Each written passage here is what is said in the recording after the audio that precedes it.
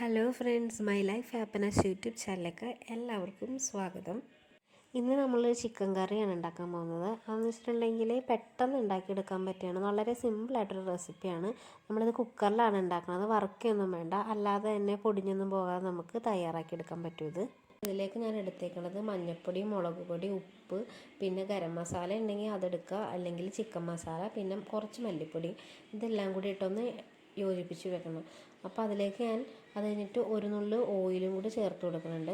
Oil നിങ്ങളുടെ കയ്യിൽ പറ്റിയിട്ട് കുഴക്കുവാണെങ്കിൽ നമ്മുടെ കൈ അത്രയും പുകയൊന്നുമില്ല. അപ്പോൾ ഞാനതങ്ങനെ ഒന്ന് പുരട്ടി ഒന്ന് റെസ്റ്റ് ചെയ്യാൻ വെക്കണം. റെസ്റ്റ് ചെയ്യാന്ന് വെച്ചിട്ടുണ്ടെങ്കിൽ അങ്ങനെ ഒരുപാട് ടൈമല്ല. നമ്മൾ എപ്പോഴത്തേക്കും ഉള്ളിയും സവാളയൊക്കെ വാട്ടുന്ന സമയമാകുമ്പോഴത്തേക്കും അതൊന്ന് നന്നായിട്ട് ആ മസാലകളൊക്കെ ആ ചിക്കനിലേക്കൊന്ന് പിടിച്ച് വെക്കും. ഇതല്ലാതെ മസാല നമ്മൾ വേറെ മൂപ്പിച്ചിടുന്നുണ്ട്. ഇത് ജസ്റ്റ് ഒന്ന് ഒരു കളറിനൊരു ടേസ്റ്റ് കിട്ടാൻ വേണ്ടി മാത്രമാണ് അങ്ങനെ ചെയ്യണത്. ഇനി ഇതിലേക്ക് എടുത്തേക്കുന്നത് ഉള്ളിയും സവാള എടുത്തിട്ടുണ്ട്, പിന്നെ ഇഞ്ചി വെളുത്തുള്ളി പേസ്റ്റ്, പച്ചമുളക്, വേപ്പില, ഇത്രയാണ് ഇതിൻ്റെ അകത്തേക്ക് ഇട്ട് കൊടുക്കേണ്ടത്. ആദ്യം ചട്ടി നന്നായിട്ട് ചൂടായി കഴിയുമ്പോഴത്തേക്കും അതിലേക്ക് ഓയിൽ ഒഴിച്ച് കൊടുത്തിട്ട് ഇഞ്ചി വെളുത്തുള്ളി പേസ്റ്റ് നന്നായിട്ടൊന്ന് മൂപ്പിച്ചെടുക്കണം. അപ്പം അത് മൂപ്പിച്ച് കഴിയുമ്പോഴത്തേക്കും അതിൻ്റെ അകത്തേക്ക് സവാളയാണ് ആദ്യം ഇട്ട് കൊടുക്കേണ്ടത്. സവാള വഴട്ട് വരാനായിട്ട് കുറച്ച് ടൈം എടുക്കും. അപ്പോൾ അതുകൊണ്ട് ആദ്യം സവാള ഇടണം. ഇനി സവാള മാത്രം എടുത്താലും കുഴപ്പമില്ല കേട്ടോ. ഞാനിതിപ്പോൾ ഉള്ളി ഉള്ളത് കൊണ്ടിട്ട് ഉള്ളിയും അരിഞ്ഞെടുത്തെന്ന് മാത്രമേ ഉള്ളൂ. സവാളയിലും ഇത് ചെയ്തെടുക്കാവുന്നതാണ്. ഉള്ളി മാത്രമാണെങ്കിൽ ഉള്ളിയിലും അങ്ങനെ ചെയ്തെടുക്കാം. നിങ്ങൾക്ക് ഏതെങ്കിലും ഒരെണ്ണം യൂസ് ചെയ്താൽ മതി, അങ്ങനെ യൂസ് ചെയ്യാം. ഇതിപ്പോൾ സവാള വഴണ്ട് വരാൻ വേണ്ടിയിട്ട് ഉപ്പിട്ട് കൊടുത്തിട്ടുണ്ട്. എന്നിട്ട് നമുക്കൊന്ന് മൂടി വെച്ചൊന്ന് വേവിച്ചെടുക്കണം.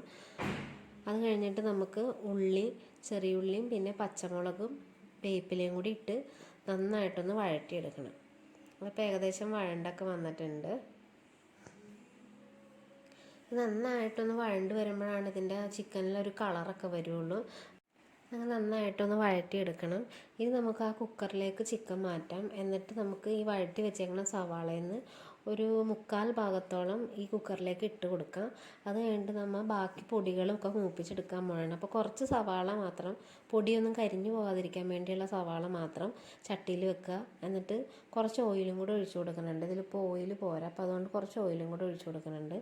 അപ്പോൾ അത് കഴിഞ്ഞിട്ട് നമുക്ക് പൊടികളെല്ലാം ഇട്ട് നന്നായിട്ടൊന്ന് മൂപ്പിച്ചെടുക്കാം. ആദ്യം ഇതിൻ്റെ അകത്തേക്ക് മഞ്ഞൾപ്പൊടിയാണ് ഇട്ട് കൊടുക്കുന്നത്. അപ്പോൾ നമ്മൾ നേരത്തെ മഞ്ഞൾപ്പൊടിയൊക്കെ ഇട്ടിട്ടുണ്ട്. അപ്പോൾ അതിനനുസരിച്ച് വേണം നമ്മൾ ഇപ്പോൾ ചേർത്ത് കൊടുക്കാൻ. മഞ്ഞൾപ്പൊടി ഒരു 1/4 ടീസ്പൂണോളം ഇട്ടിട്ടുണ്ട്.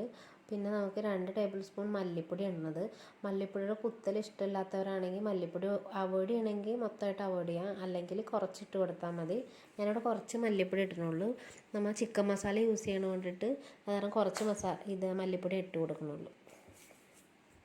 മല്ലിപ്പൊടി ഒരു പാതി മൂപ്പൊക്കെ ആയി വരുമ്പോഴത്തേക്ക് അതിൻ്റെ അകത്തേക്ക് നമ്മൾ ചിക്കൻ മസാലയാണ് ഇട്ട് കൊടുക്കുന്നത്. ചിക്കൻ മസാല ഇല്ലാത്തവരാണെങ്കിൽ ഗരം മസാല ഇട്ട് കൊടുത്താലും മതി.